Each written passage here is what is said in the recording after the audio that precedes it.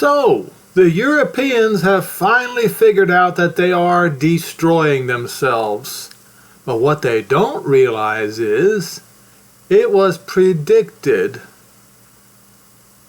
at least, if I understand my numbers correctly, 2,500 years ago. It was. Let's go ahead and play. I don't want to play all 12 minutes of this. I'll go about this far and you will hear enough. This is a Dutch girl explaining how Europe is destroying itself. But I will add that they will somehow find a reason to blame the Jews. They always do.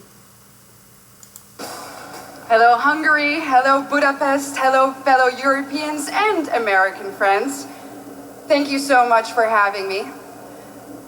Allow me to skip formalities for a moment and dive right into a subject that is not so cheerful, but very, very necessary to discuss. Just one thing, apparently this is at Hungary's Center for Fundamental Rights. Let me walk you through the past 7 days in Europe.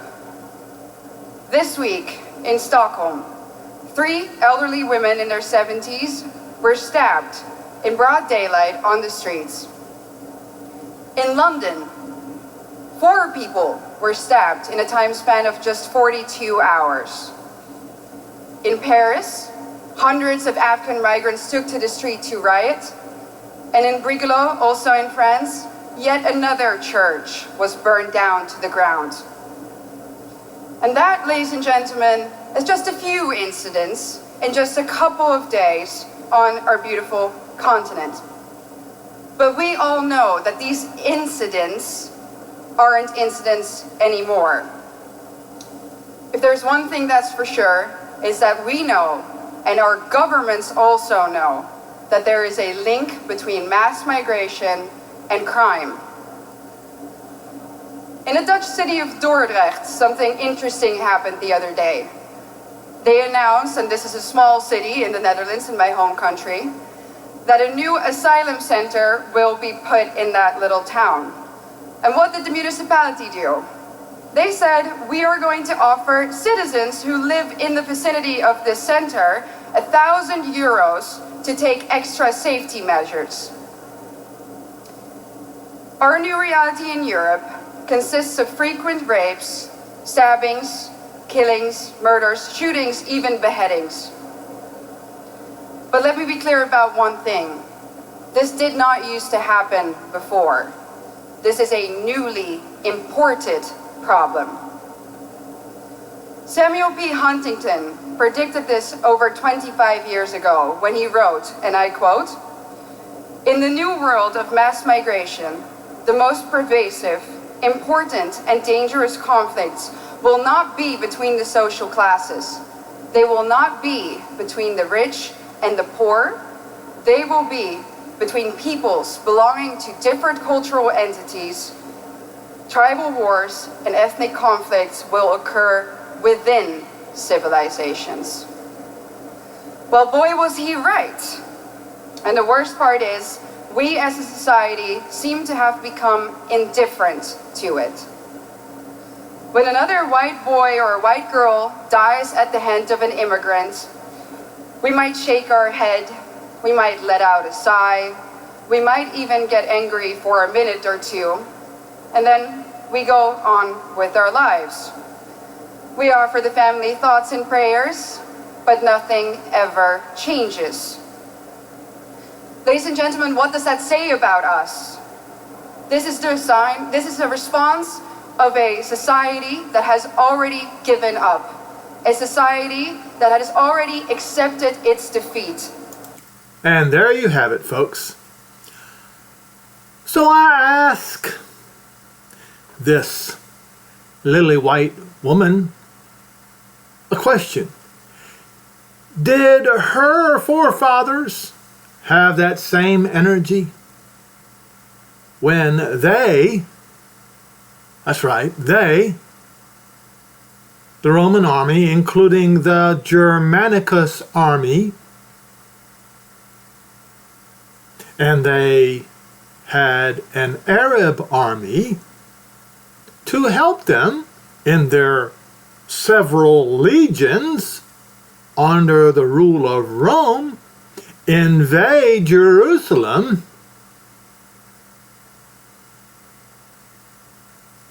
kill 2/3 of the people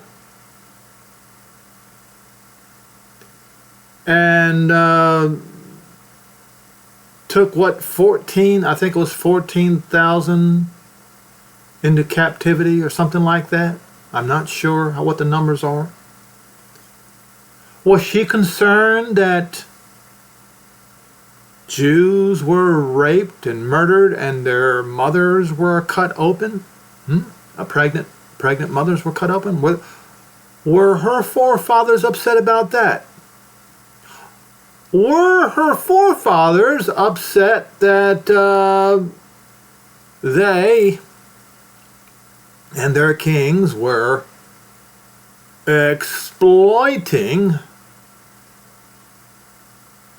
many of the African races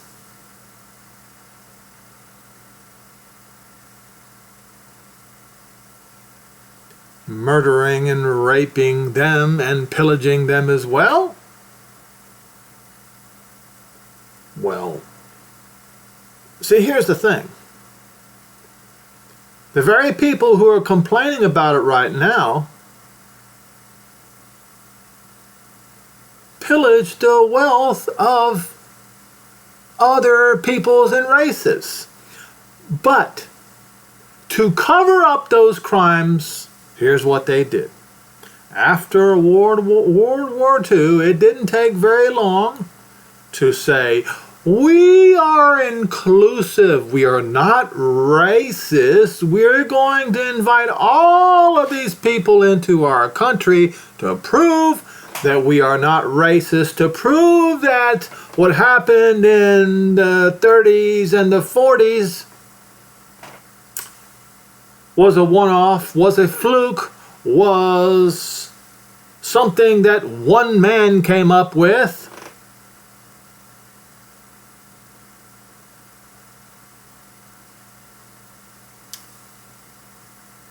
And you destroyed your own race. You did. To try to prove that the Holocaust was a one-off. That you weren't really anti-Semitic, anti-Jew in your very DNA. But you're wrong. Because as I showed you in many of my videos, European history is replete with numerous pogroms, blood libels, over and over and over and over again. It just continued and continued and continued.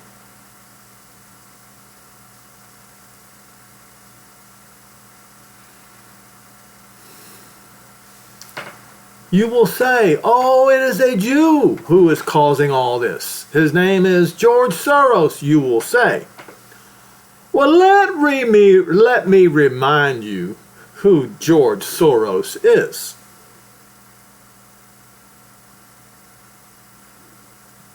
He and his dad walked away from the Jews. His own words describe himself helping the Nazis loot other Jews. In the Jewish world, that is called a Kapo, a traitor. So he, according to his own words, if somebody wants to say, no, Henry, you got it wrong, It was on 60 Minutes for everybody to hear, for everybody to see. He turned his back on his people, the Jews. By his own words, he described himself as a capo, a traitor.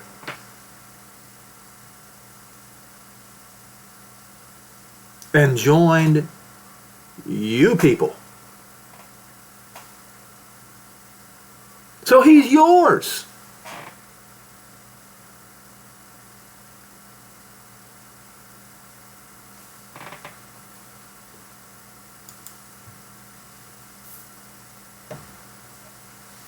Look at this. Fox News. Anti-Israel protests nationwide in the United States of America. It's gone absolutely crazy. Columbia University. All these locations of higher learning. Anti-Israel agitators were arrested at universities across the country. You see right here, anti-Israel protests nationwide fueled by left-wing groups backed by Soros' dark money.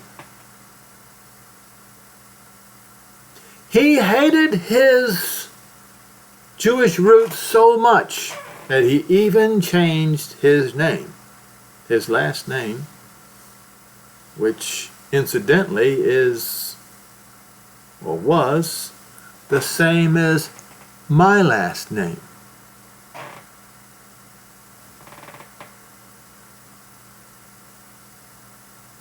And his name was not George. His name was not Soros. Progressive anti-Israel agitators across the country, including those who mobilized New York City's Columbia University, are associated with groups tied to far-left groups with radical association backed by dark money and liberal mega donor George Soros. National Students for Justice in Palestine. Remember, folks, it was Hadrian in 135, in year 135, that changed the name of Judea to Palestine so as to forever erase the name of Israel or Judea off the face of the earth. And who are the people who are calling the Holy Land Palestine?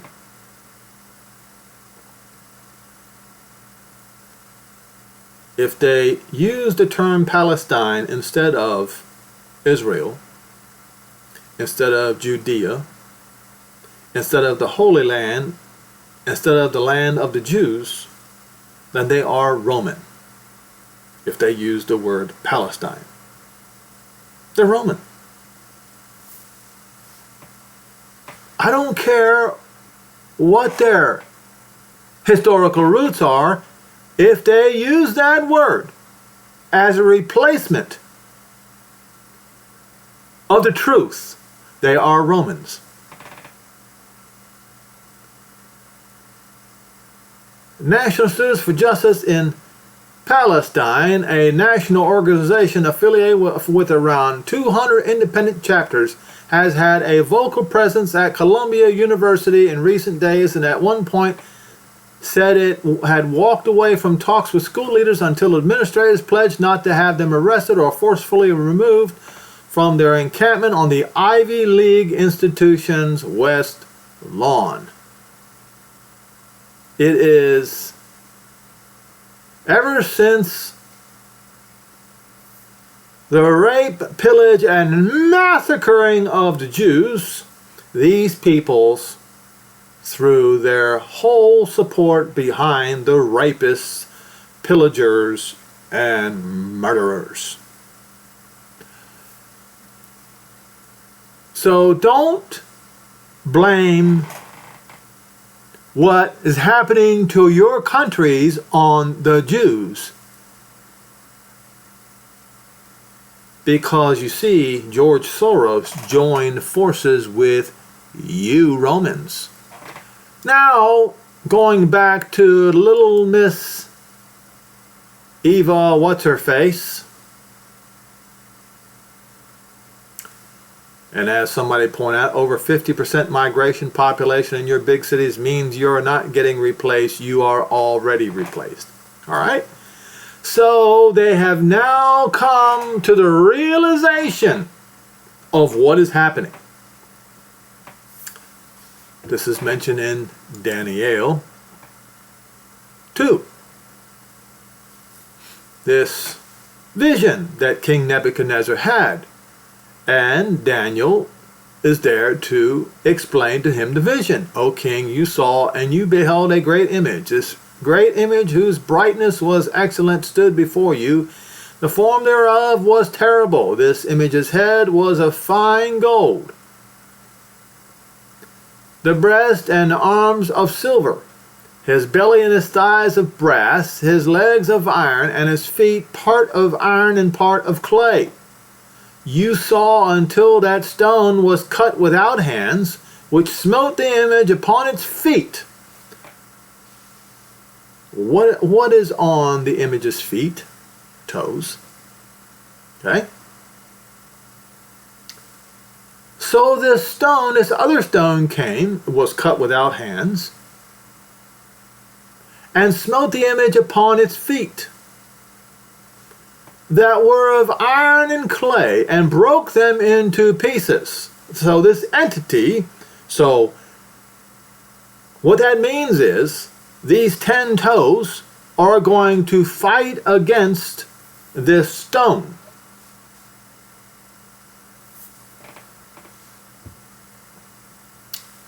Broken to pieces, all together as one.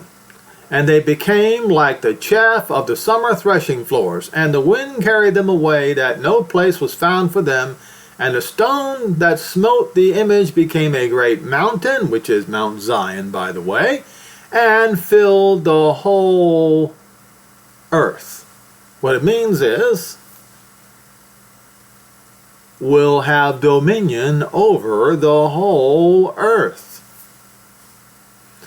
This is the dream, and I will tell you the interpretation thereof before the king. You, O king, are a king of kings, for the Elah, not God, of heaven, has given you a kingdom, a power, strength, and glory. And wheresoever the children of men dwell, the beasts of the field and the fowls of heaven, has he given into your hand, and has he made you ruler over them all. You, King Nebuchadnezzar, king of Babylon, are this head of gold. And after you shall arise another kingdom inferior to. What kingdom was that? It was the Persian Empire, led by a king of Median descent. And another kingdom of brass. What kingdom was after that? That was Alexander and his Grecian kingdom of brass, which shall bear ruler over all the earth. Now the fourth kingdom, which kingdom was after that? That would be the Roman kingdom. The kingdom of iron shall be strong as iron shatters and shatters, iron breaks all of these. Shall it break in and shatter and crush? And you saw the feet and the toes, part of potter's clay and part of iron. The kingdom shall be, listen carefully, shall come to pass, shall eventually be divided. Divided? Well, Rome became divided with East and West. Constantine moved Rome in his idea of Rome to Constantinople. It became divided. But more, there's more.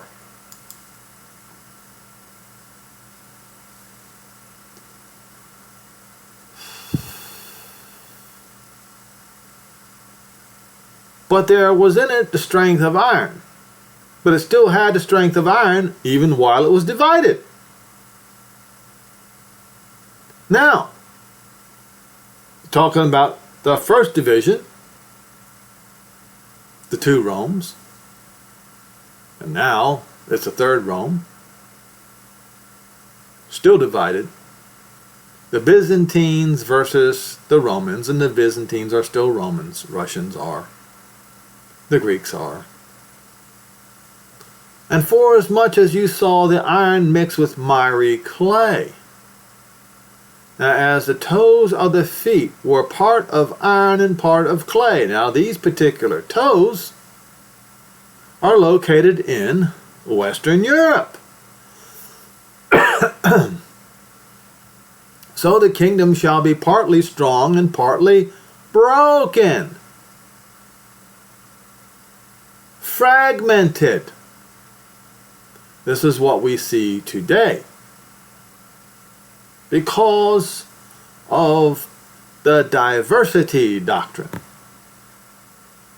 to hide and cover up their hatred for the Jews, but that will be all uncovered shortly, folks. And whereas you saw iron mixed with clay,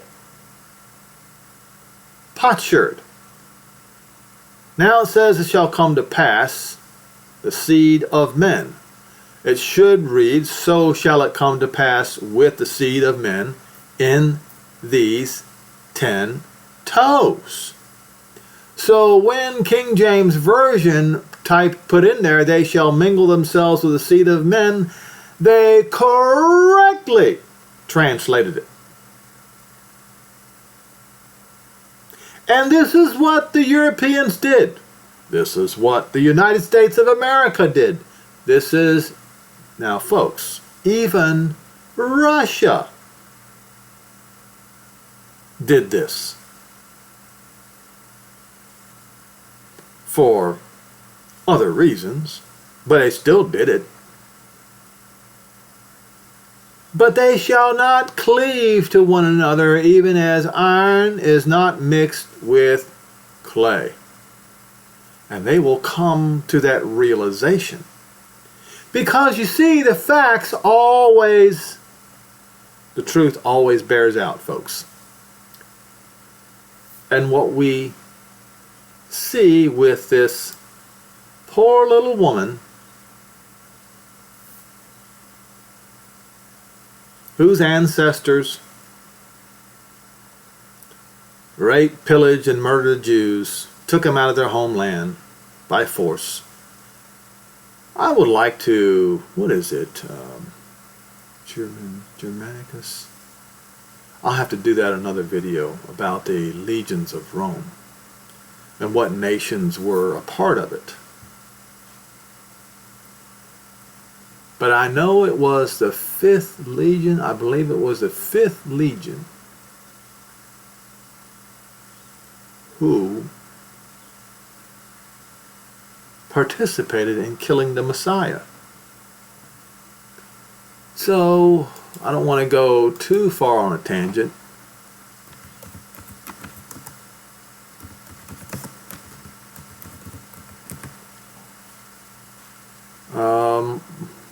Wait a minute. Fratesis, Roman Fratesis.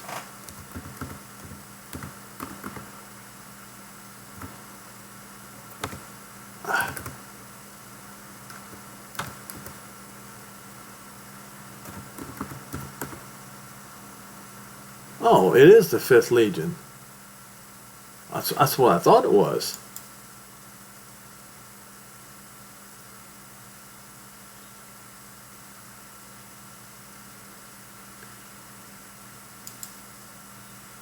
Okay.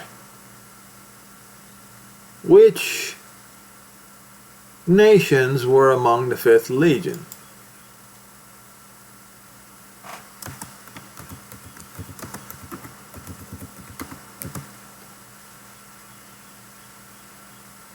Who are the 5th Legion? what countries?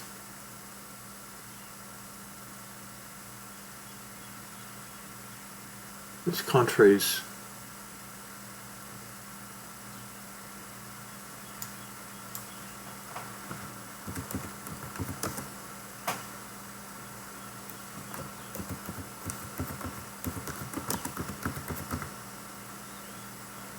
Fifth Legion. Like I said, I'll probably have to do that some other time. So it's a Macedonian legion.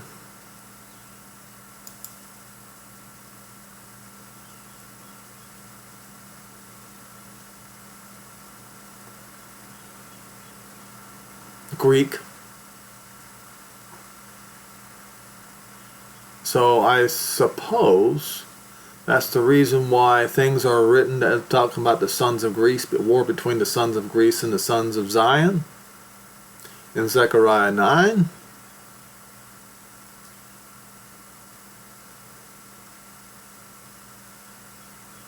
But there was a Arab Roman legion who also participating in the sacking of Jerusalem. Here we go, right here. The Roman army recruited from a diverse range of people in and outside the empire. There's evidence from recruitment as far as north as Åland in Sweden and as far south as Ethiopia. The Romans had several allied Arabic groups over the course of their history that served in the army or alongside the army, and those did participate in the sacking of Jerusalem. So, the Romans practiced diversity much, much longer than this silly woman is claiming. But you see, this diversity thing is going to kill the Roman Empire, or is going to weaken it severely. So, and we see it written about here. And it says, in the days of these kings. Now it should read, in the days where they were in the days of the iron and the clay, where they shall not cleave to one another. And of course, when they finally come to the realization where they're not cleaving to one another, they're going to have to put the blame on somebody. You see, folks. So in the days of these kings shall the Elah of Shemaim set up a kingdom, set up a Malkut, which shall never be destroyed, and that kingdom shall not be left to other people, as in the Romans,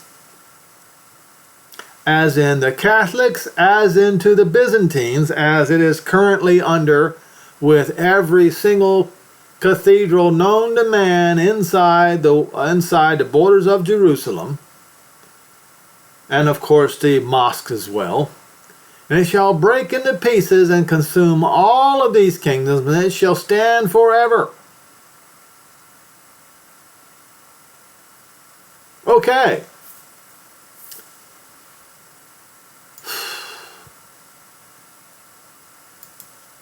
Now, let's see, I need to go ahead and get rid of this because I don't need it anymore. So, you have all these so-called pastors. They all read from the same Catholic script. What script is that? That would be the 15th Catechetical Lecture of Cyril.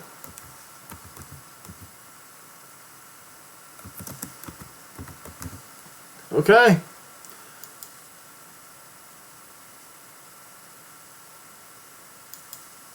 Fathers of the Church. Yes. Talking about, we preach not one advent only of Christ, as he says, and all that, right? Now watch this.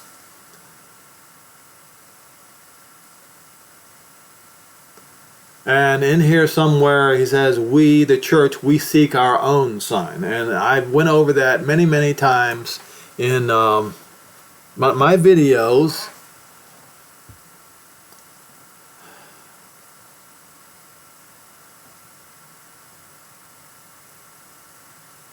okay, and he talks about signs.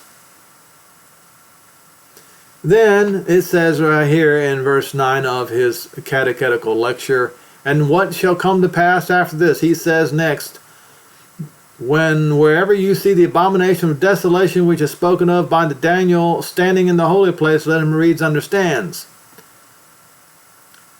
And if any man shall say unto you, lo, here is Christ, or lo, there, beforehand, or believe it not. Now, as I pointed out to you, Yehoshua said, there will be many coming in his title, saying that I am the Moshiach, and shall deceive many. In my previous video, I went through a whole list of people who did this.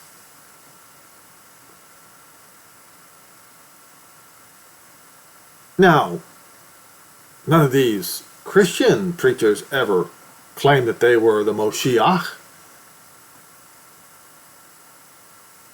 These were Jews. One who started the, what was it, Bar revolt that caused that Hadrian put down and removed the name of Judea forever from Roman lexicon. He was just the primary. Just go watch the previous video, and I have all the names for you. Okay. And what shall come to pass after this? Now he is saying this as if he's quoting these scriptures from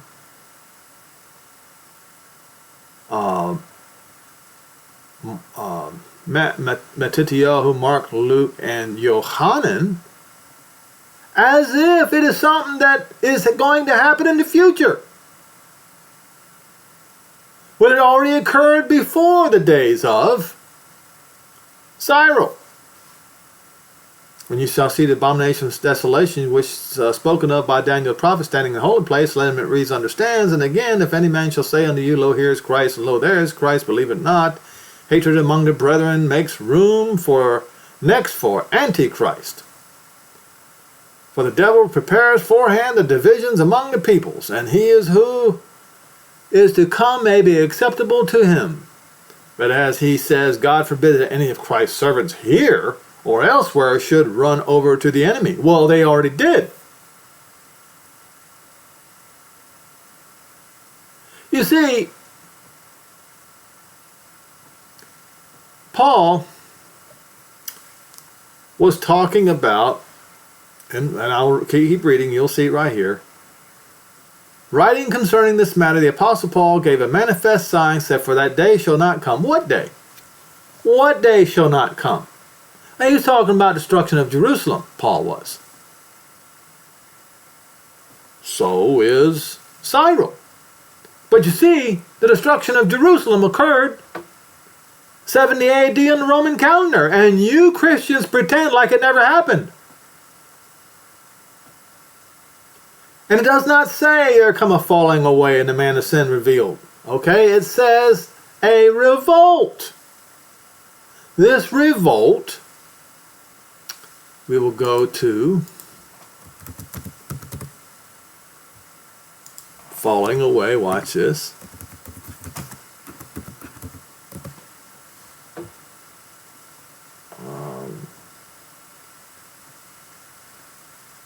Where's Thessalonians? We'll just do man of sin.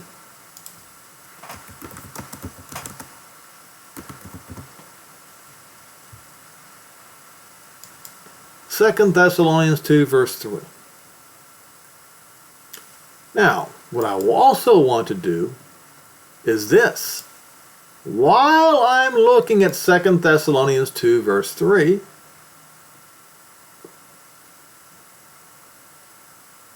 that's it. Yes. We're also going to go to Yohanan.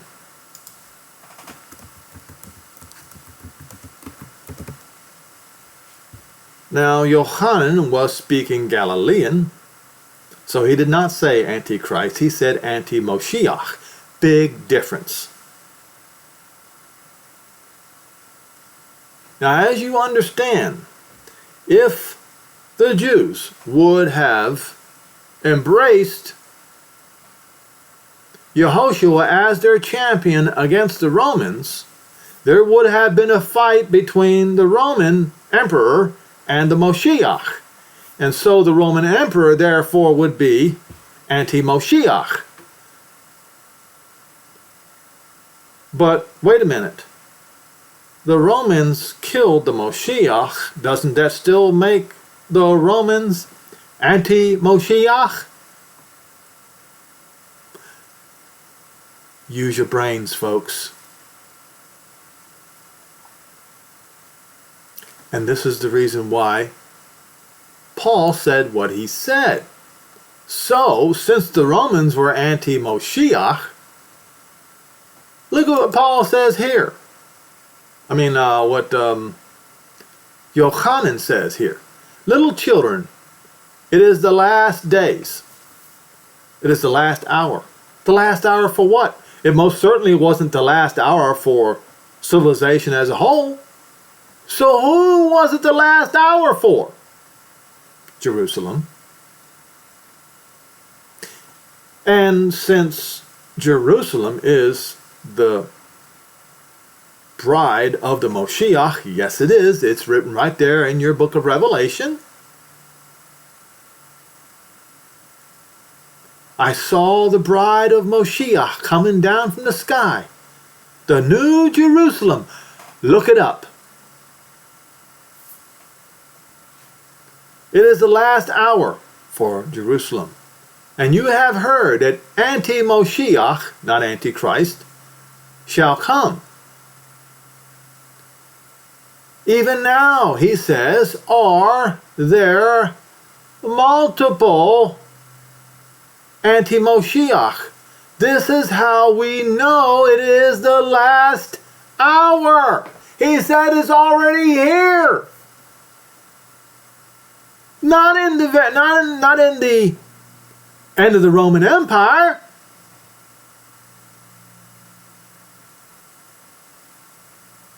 Yohanan says now. Now. So it occurred back then. So we have to read 2 Thessalonians 2 in that context. Now we beseech you, brethren, by the coming of our Moshiach, our Master, Yehoshua Moshiach, and by our gathering together unto him, that you be not soon shaken in mind, nor troubled neither by Ruach, nor by the word, nor by a letter as from us, as the day of Moshiach is at hand, or his Moshiach's second coming is at hand, because let no man deceive you by any means, for that day shall not come, except there come a not falling away, a revolt.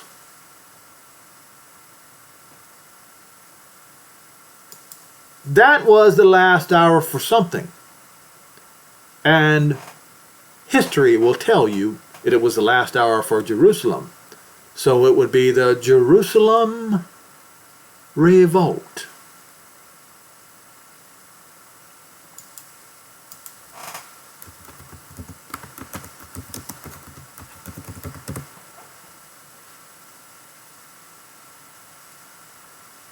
The revolt began in 66 CE. That revolt.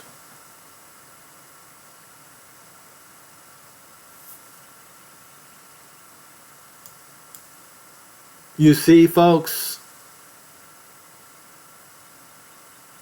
And that man of sin be revealed. What man of sin? The son of destruction. Okay, the son of destruction, the one who is coming to destroy. He has to be anti-Moshiach. And let's look up, watch this.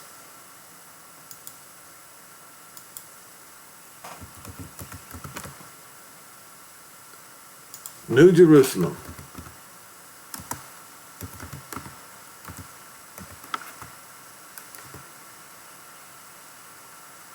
Oh my.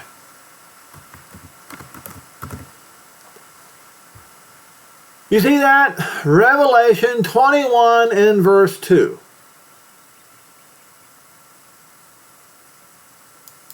But there's more.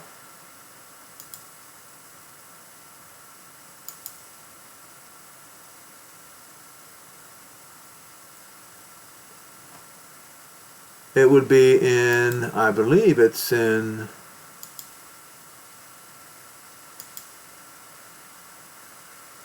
hold on.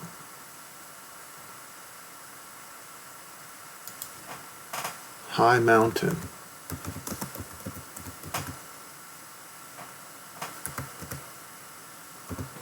I'm on. Yeah, it's right there. Okay, I was right. Please be patient with me, folks. I'm not doing any editing.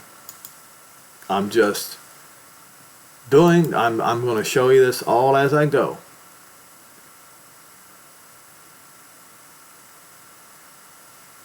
Oh yes. All right. So yeah, we start with here. I saw a new heaven, and new earth, and the first heaven and the first earth were passed away, and there was no more Yam or Mediterranean Sea. I, Yohanan, saw the holy city, New Jerusalem, coming from Jehovah out of the sky. If it's coming out of the sky, it's coming down to earth. Okay? Now there came one of the 7 messengers which had 7 vials full of the 7 last plagues, and talked with me, saying, Come here, I will show you the bride, the Lamb's wife. It's the holy Jerusalem. So essentially what had happened was the Romans attacked and murdered the Lamb's wife. So the Romans, the invaders,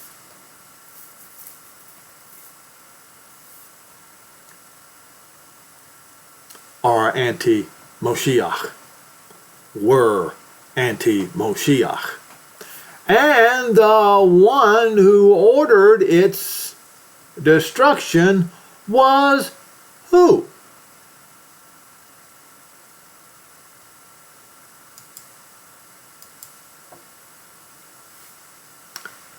Let us look at, I'm getting too many things up in here.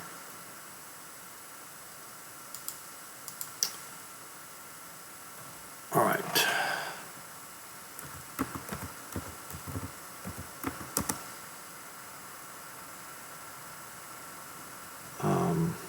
Claim he was God, as Christians say. According to his biographer, Suetonius, Caligula believed himself to be a god, a deity. Okay? It's right here in National Geographic.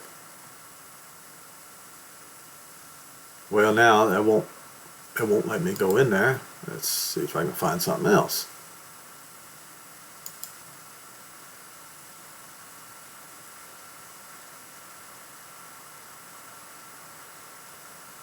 Was one of Rome's most tyrannical emperors. His reign was from 37 to 41, was filled with murder and debauchery at levels even his infamous nephew Nero could not reach.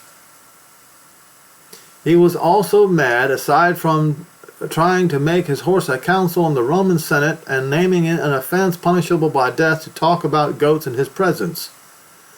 Caligula also elevated himself to the status of, as they say, God. But wait, as Zeus.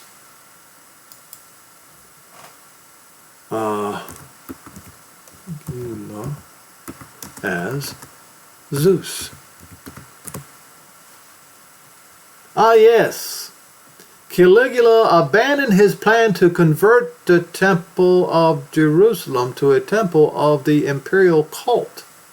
with the statue of himself as Zeus. You see, Zeus is Satan. Zeus is the abomination of desolation that Antiochus IV placed in the temple.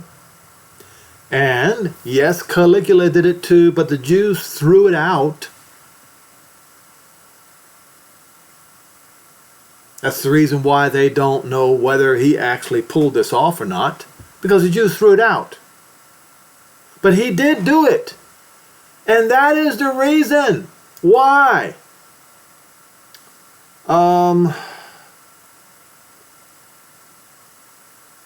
As he says, what was it? Oh, it was in, we'll go to Luke, I think. Watch this. Luke 21, I think it is.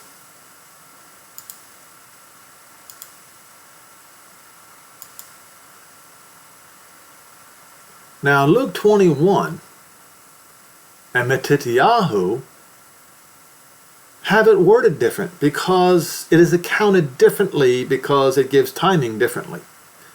Now, I'll show you the destruction of Jerusalem. Luke 21 and verse 20 says, "And when you see Jerusalem compassed with armies, then you know its desolation is nigh." Well, if Jerusalem is surrounded by armies, it's too late to escape. Now, Matityahu 24 verse 15. "When you see the abomination of desolation spoken of by Daniel the prophet stand in the holy place." That has nothing to do with the armies being surrounding Jerusalem. Why? Because he says, "Let who reads this understand, and let them which are in Judea flee into the mountains." Well, if when the Romans surrounded Jerusalem,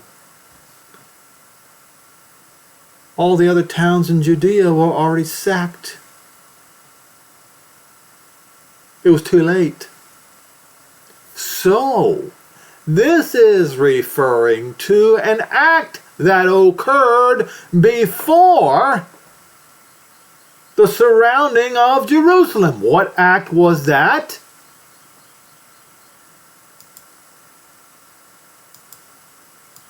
Let me find it.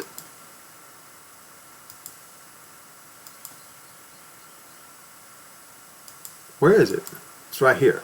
That act was when Caligula planned to convert the temple of Jerusalem to a temple of the imperial cult of Zeus.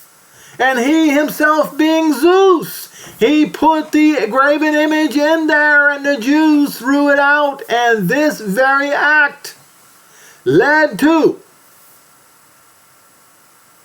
the Great Revolt of 66. This was the man of sin. This was the son of destruction, and what he did, causing the Jewish revolt. Then Nero ordered the destruction of Jerusalem.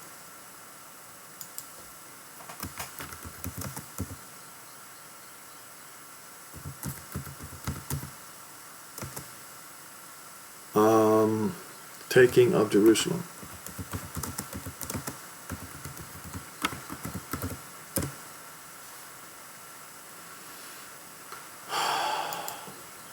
Well, Titus, come on, folks, really?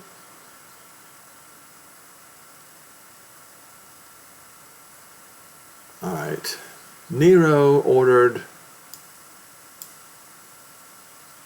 Nero and Jerusalem. We'll do that.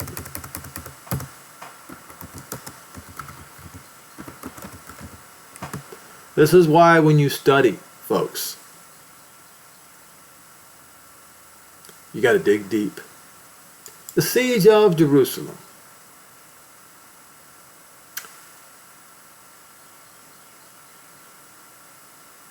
context.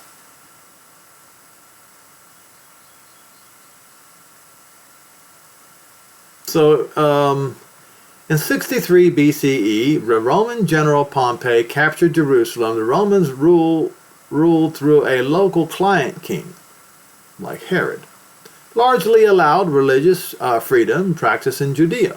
At the time, the divide between monotheistic and polytheistic religions caused clashes between the Jews and the Gentiles. This friction, combined with oppressive taxation and unwanted imperialism, culminated in 66 CE in the First Jewish Revolt. The revolt was successful at first. Jewish forces quickly expelled the Romans from Jerusalem, and that was the Great Revolt that Paul was talking about. And a revolutionary government was formed that extended its influence in the surrounding areas. In response, the Roman Emperor Nero, yes, I was right,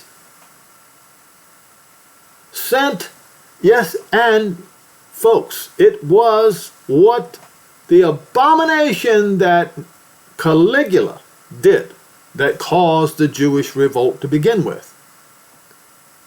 Sent General Vespasian to meet the Jewish forces, an endeavor that pushed the majority of the rebels into Jerusalem by the time Vespasian was proclaimed emperor in 69 CE. The fall of Jerusalem. The murder of Moshiach's wife.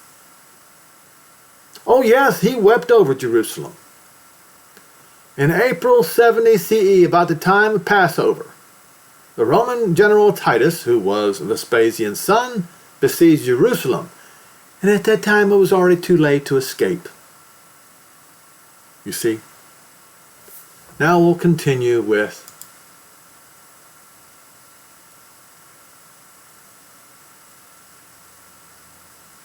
this. All right. He says, God forbid that any of Christ's servants here or elsewhere should run over to the enemy. Writing concerning this matter, the Apostle Paul gave a manifest sign, saying, for that day shall come, except that day shall not come, except there come a falling away, the man of sin be revealed, the son of perdition, who opposes and exalts himself against all that is called a deity, or that is worshipped, so that he sits in the temple of, as he says, God, but he sat in the temple of Jehovah. This was Caligula who did this. He placed the graven image of himself in the temple, showing that he is the great one.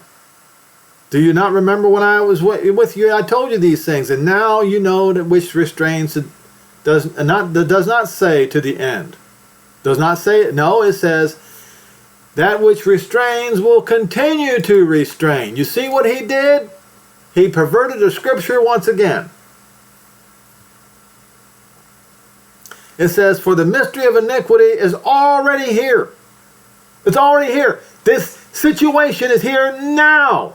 Not 2,000 years in the future. Only he who now holds back until he is taken out of the way. Not until the end. See what he did? You see how they deceived you? And then that wicked shall be revealed. That same wickedness, that same Rome, whom the Moshiach will consume with the spirit of his mouth, or with the word that comes out of his mouth, and will destroy with the brightness of his coming.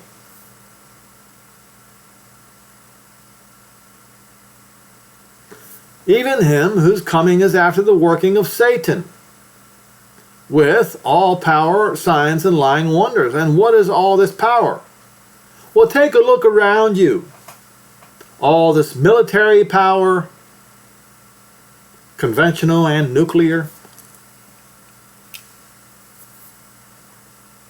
Who came up with it? The Romanic Christians did.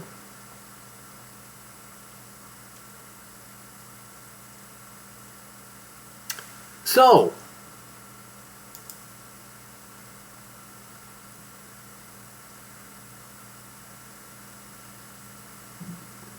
So he says, what Paul is talking about a falling away, of men have fallen away from the right faith.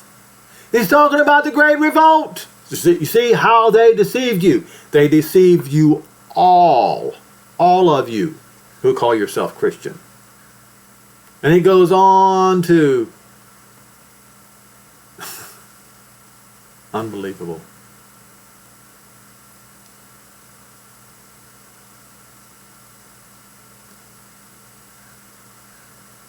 And in this 11,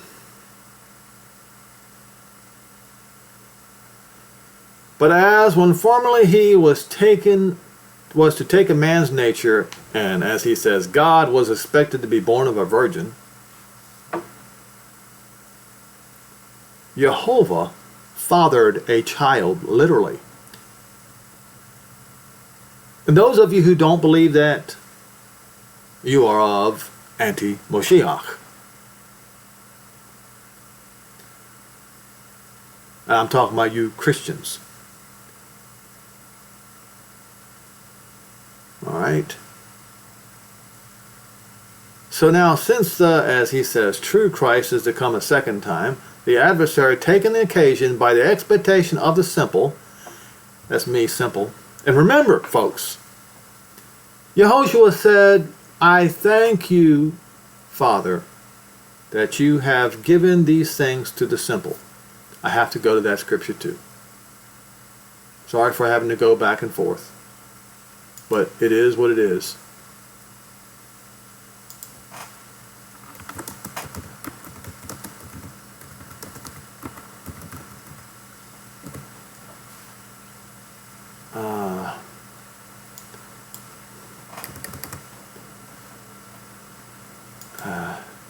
Not unto the wise.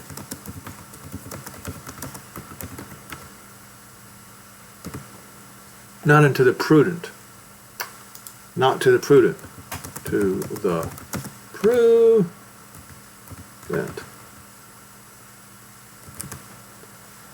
I'm going to find it eventually.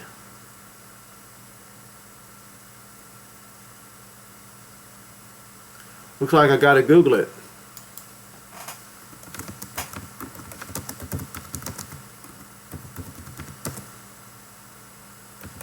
To the prudent. I'm going to find it. Okay, Matityahu 11:25.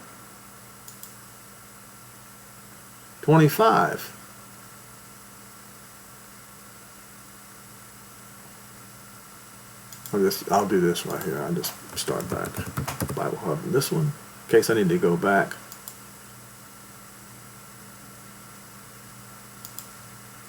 $11.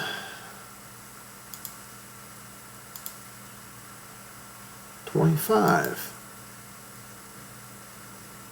Now, just to fix the lie, at that time, not Jesus.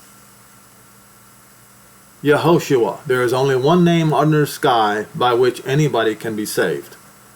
That name is Yehoshua, was Yehoshua, and shall always be Yehoshua. So Yehoshua said, I thank you, Abba, Master of heaven and earth, because you have hidden these things from the wise and prudent and have revealed them unto what? The simple-minded. Now, yes, I went through all these contortions to explain to you that what Cyril is saying is the opposite of the truth. The adversary, he says, so he's calling the one who said, I thank you, Abba, that you have given these truths to the simple-minded. The adversary taking occasion by the expectation of the simple, especially those of the circumcision, especially the Jews, brings in a certain man who is a magician, most expert in sorceries and enchantments of beguiling craftiness, who shall seize for himself the power of the Roman Empire, and shall falsely style himself as Christ, and by this name of Christ deceiving the Jews, who are looking for the anointed and seducing of the Gentiles of his magical illusions. And this aforesaid Antichrist is to come when the time of the Roman Empire shall have been fulfilled. But what does Paul say in Romans 11? Romans 11.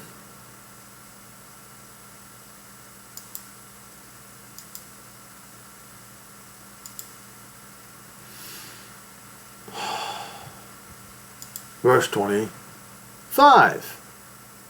For I would not, you Roman brethren, that you should be ignorant of this mystery, lest you should be wise in your own conceits, that partial blindness happened unto Israel until the fullness of the Gentiles be come, or until the hourglass of the Gentiles is filled up, until the Roman Empire is ended.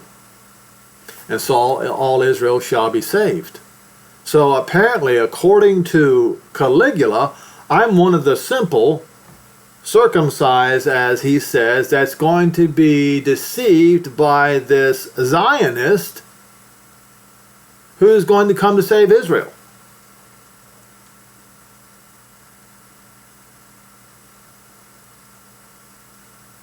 Yeah. Now, who are these 10 kingdoms? 10 toes of two. Okay. I believe the Bible Hermeneutic Stack Exchange has a version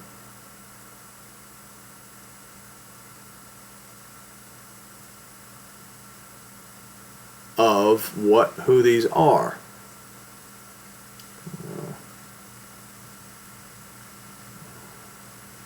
Maybe I'm wrong. Okay.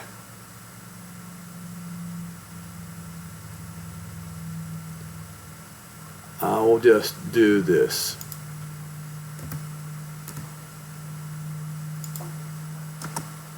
I'll type in one of them.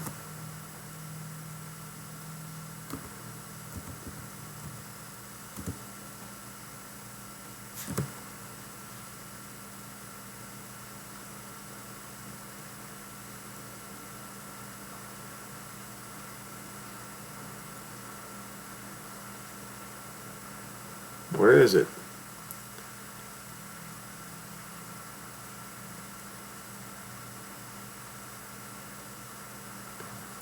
Oh, here. Okay, I think I found something here. I just here we go. Now, there's a whole bunch of websites with this information, and you know, you can look it up for yourself.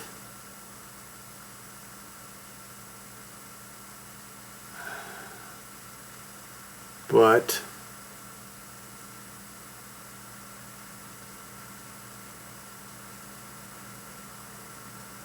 I don't know why I can't see it. I can't find it in here, but it was there.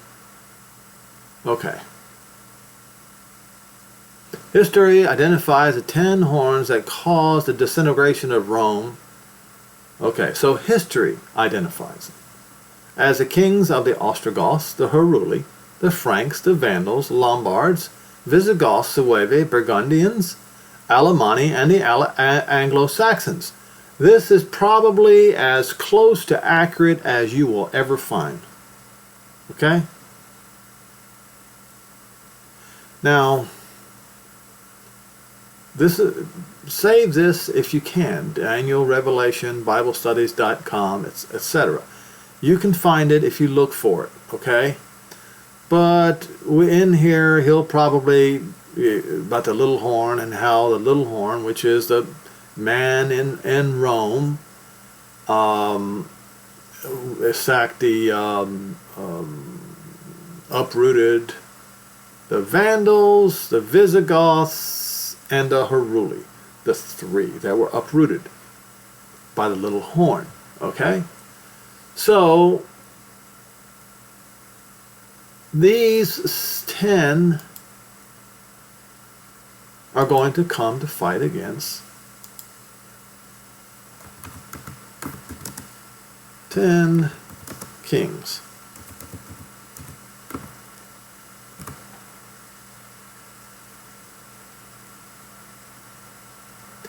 Revelation, just like what you read in Daniel 7 verse 24, you see in Revelation 17:12.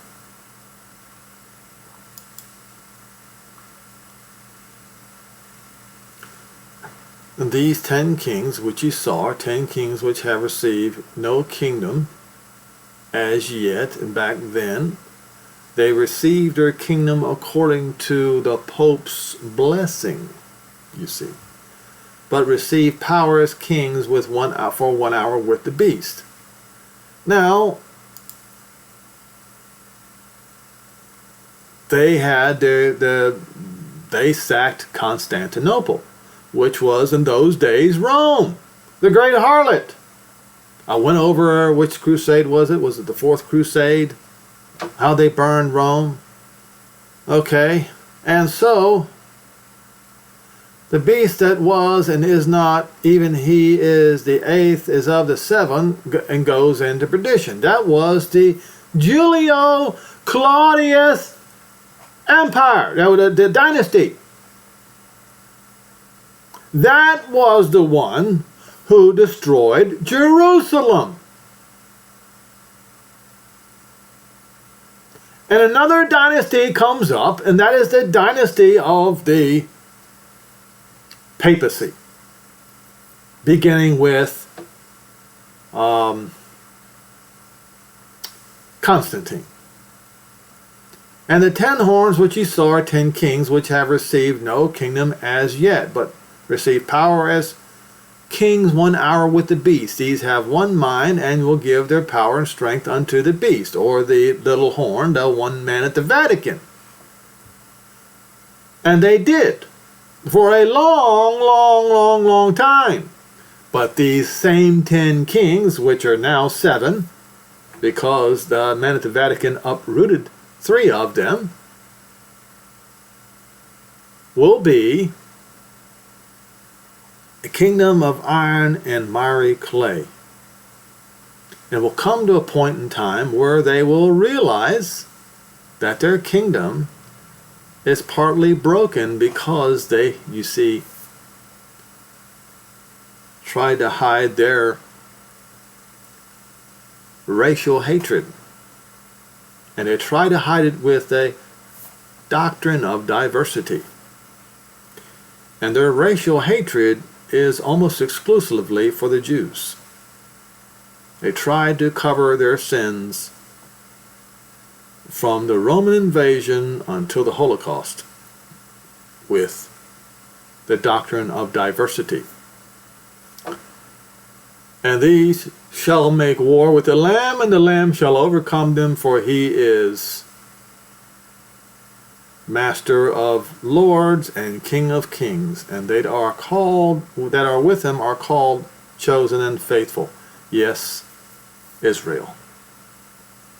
Now, folks, I hope this has helped give you insight as to what this is really all about and what's going to happen next. You see, the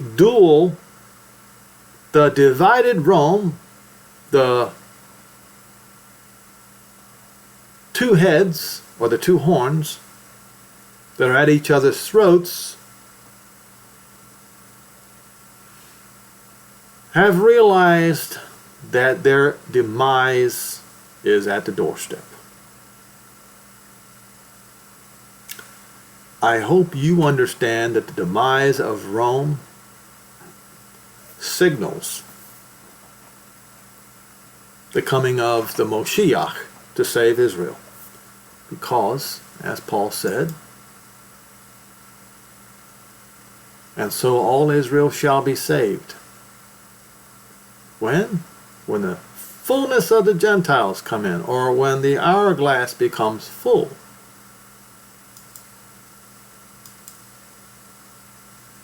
Then we'll go to let's just do this.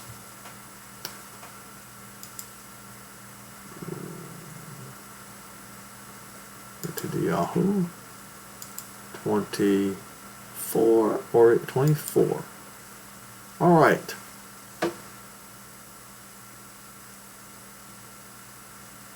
Where is it?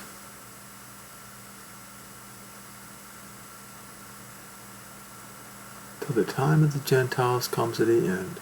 That would then be, I should have went with my first instincts. 21.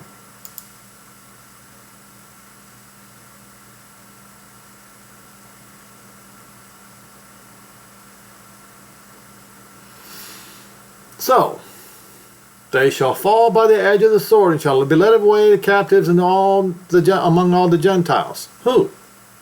Well, the inhabitants of Jerusalem.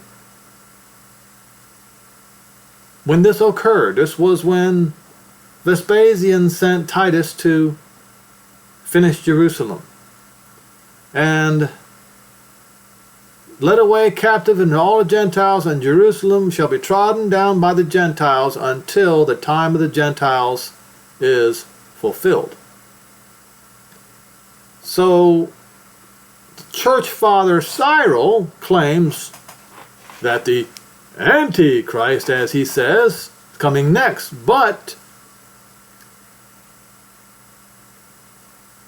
Luke in chapter 21-25 says, and then there shall be signs in the sun, the moon, and the stars. And if you look at Joel 3, you'll know exactly what it is. And upon the earth, distress upon the Gentiles. That is written about in Daniel 12 and verse 1. Distress upon the Gentiles. As opposed to who? As opposed to Israel. Distress upon the Gentiles. With perplexity, the waves and the seas roaring, so we have distress upon the Gentiles. And then they shall see the Son of Man coming in the cloud with power and great glory. And when you see these things come to pass, then look up and lift your heads, for your redemption draws nigh. Now we go back to Matityahu. So immediately after the tribulation, that's Israel's tribulation, when the time of the Gentiles comes to the end, the time's oppression of Israel comes to the end, then shall the sun be darkened and the moon shall not give its light, and the stars shall fall from the sky. What stars fall from the sky? Well, read Joel 3. Blood in the sky, blood in the earth, and palm-like columns of smoke. And the powers of heaven shall be shaken, and there shall appear the sign of the Son of Man in heaven, and all the tribes of the earth shall be cut off. So it says distress upon the Gentiles in Luke 21. So he's talking about the tribes of the Gentiles. And they shall see the Son of Man coming in the cloud of the sky with power and great glory, and he shall send his messengers, the two witnesses, with the great sound of a shofar, and they shall gather together his elect. I have to go back to who are the elect? Since you don't like to read the prophets, I will show it to you with the words of Paul, whom you hate so much, you Christians. Romans 11. Right here, the salvation of Israel. Okay? Concerning the gospel, they might be enemies for your sakes, but concerning the election, they are the beloved, which means they are the beloved elect for the patriarch's sakes, because the gifts and calling of Jehovah cannot be changed. So, if then there is distress upon the Gentiles, as Yehoshua said, and he's going to gather the elect, and the time of the Gentiles comes to the end, as it says right here, as it says right there in Luke 21. That means checkmate.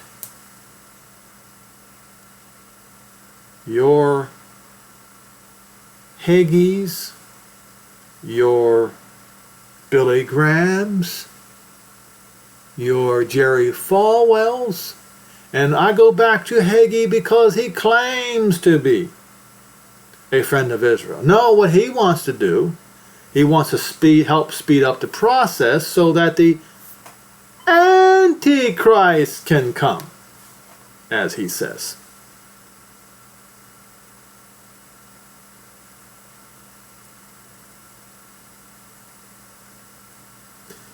You Christians are diabolical.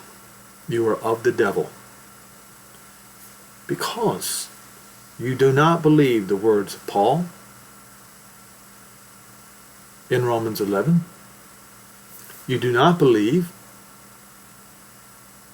that Yehoshua the Moshiach is coming to save Israel. Never mind what I read to you in Isaiah 49.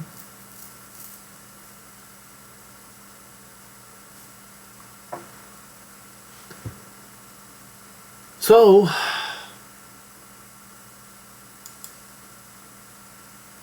the society has already accepted its defeat. No, they haven't. They're going to blame the Jew. They're going to blame the Jew, the crown prince of Israel, when he comes. And they're going to come and fight against him. And then they will be